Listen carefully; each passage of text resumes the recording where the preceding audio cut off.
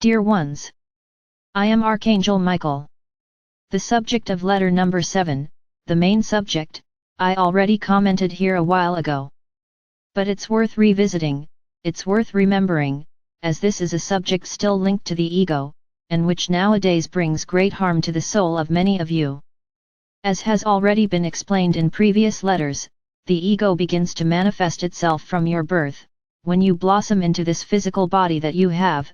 Due to the survival instinct, all manipulation is done from that moment on.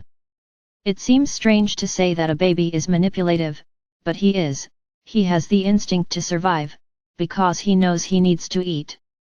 Then many may think, but how does he know he needs to eat?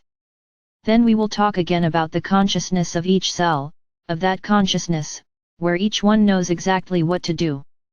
And this set of cells that make up your physical body is intelligent enough to have a single consciousness and know exactly what is needed for that being to grow and develop.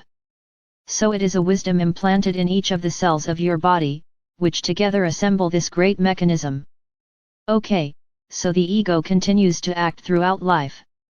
As I mentioned, as children you also learn to manipulate a lot, and it is up to those who raise you, who educate you, to know how to shape your character and the way you will face the world. Then many parents might say, so everything that happens to my child is my fault? No, not everything, because a lot has already come inherent to the soul. But, as I already said here, when you take on the role of parents, or let's say educators, you also have lessons to learn, you also have challenges to overcome.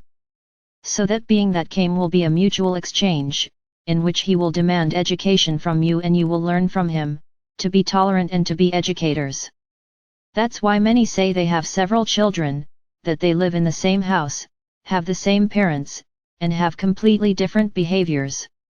Because they are not the fruits of you, as souls, they are independent souls, which have nothing to do with your soul, or with the soul of your companion. So, each soul manifests itself the way it is. That's why children are different.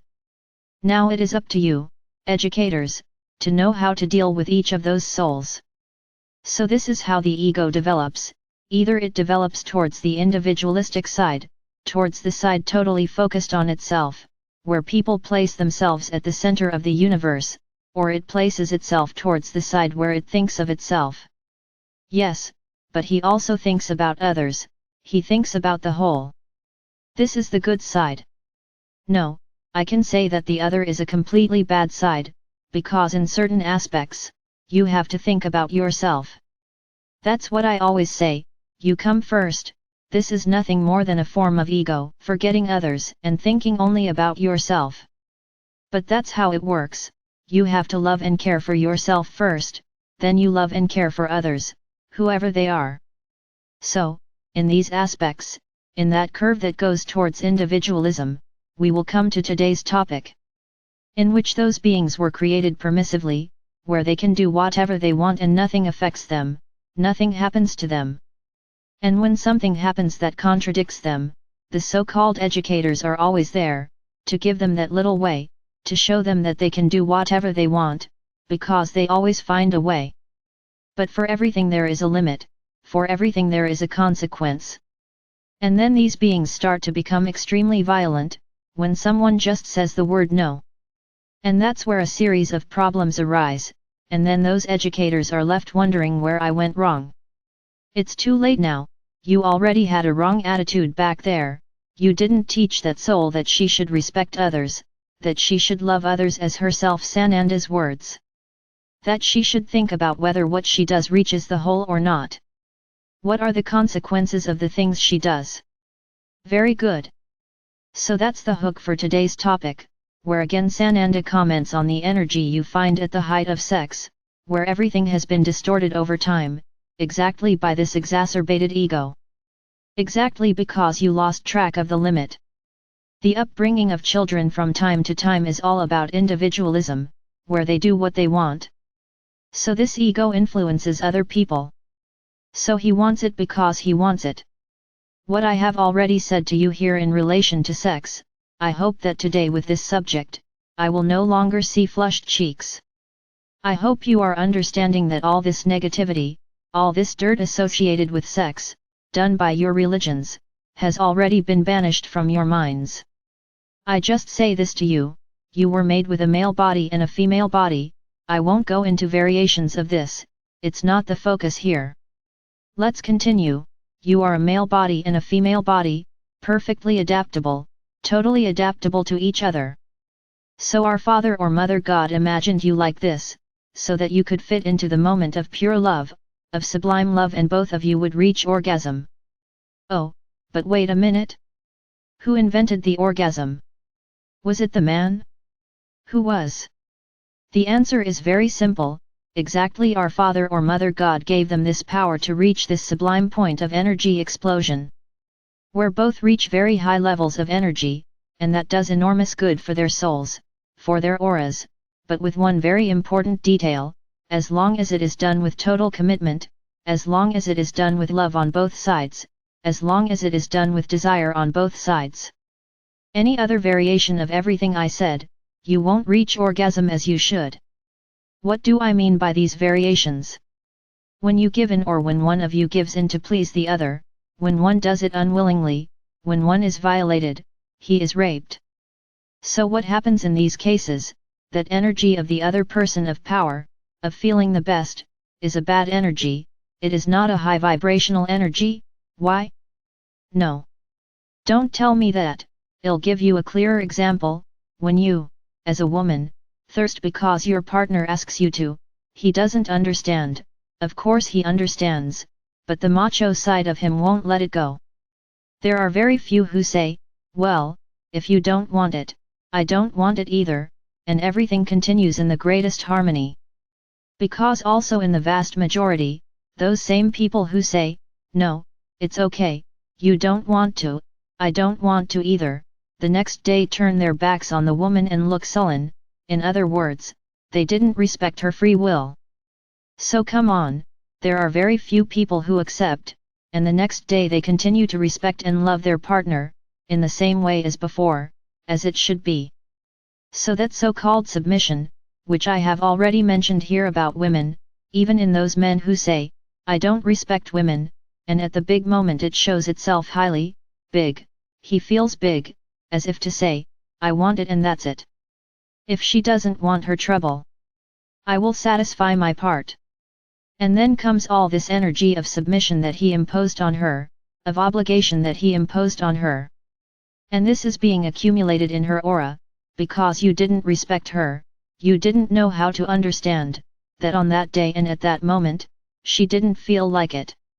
I bet that if one day she feels like it, and you don't, you'll naturally say that you're not in the mood, and that's okay with you, because you can, she can't. So every time one of you submits, or allows yourself to be submitted, this creates a bad energy in you, because there was no pleasure there, there wasn't that explosion of pleasure that there should have been, that great peak, there was half the peak, but don't think he achieved much either. Because this great culmination is when you both reach the same moment, this is an explosion of energy. Now when it is one, it is a released energy, nothing more than that. It's also worth saying here, it's not because you know that you're going to have this explosion of energy, that you're going to do it all the time. Because then it becomes an addiction, it becomes a disease, and then there is no longer this explosion of energy, because the feeling is different. It's my brothers, it's not as simple as it seems, it's quite complex. To achieve this explosion of mutual orgasm, at the same time, it takes a lot of love, it takes a lot of surrender, it takes a lot of union. And then every time you have a relationship with each other, sexually, and this doesn't happen, for whatever reason I already mentioned, this accumulates a bad feeling in the other, because all that load of feeling that was in the partner, returned to the other, is spread to the other. So little by little this accumulates. And then you start to not understand why you suddenly stopped liking, loving, your partner. I wonder why? Because you didn't realize that you submitted for so long, that it became a habit, and it became dull. And then where did the love go? Love is over. So my brothers, imagine in today's world, where young people have sex all the time, with several people, all the time. The criticism here is not the various, the criticism here is the form, the lack of love, the sex for sex's sake. So every time you relate in this way, you capture all the energy of lack of love that exists in the other, both from man to woman, and from woman to man. And then, more and more, you become harsh, insensitive people. Because you start to get pleasure in a cold way, without involvement. So what are you going to get involved for? You get that moment so longed for by everyone, at any moment, with anyone. So why get involved? And then comes the fear of really getting involved with someone, because then that ease ends, right? This turnover ends, this constant change of partner. This is in the minds of many young people today, this is the cool thing, this is the good thing, having several and going away saying, look, yesterday I had so many, no, but I had so many. For them this does not have the minor problem. For some this is absurd. For many older people, this is prostitution. No, it's not. Prostitution is when you give your body for money, and that's not the case. It's for pure fun, for pure joy, for thinking you can have pleasure at any minute, at any moment. So it doesn't matter with whom. And then it ends up that sex has become an empty thing, something without purpose. So where did that moment go, that moment of explosion of energy, that exists when two souls love each other? Few participate in this nowadays, especially young people. But this was all very well manipulated, to exactly get to this point, so that you lost energy, and the love became increasingly smaller in your chest, in your mind, in your heart.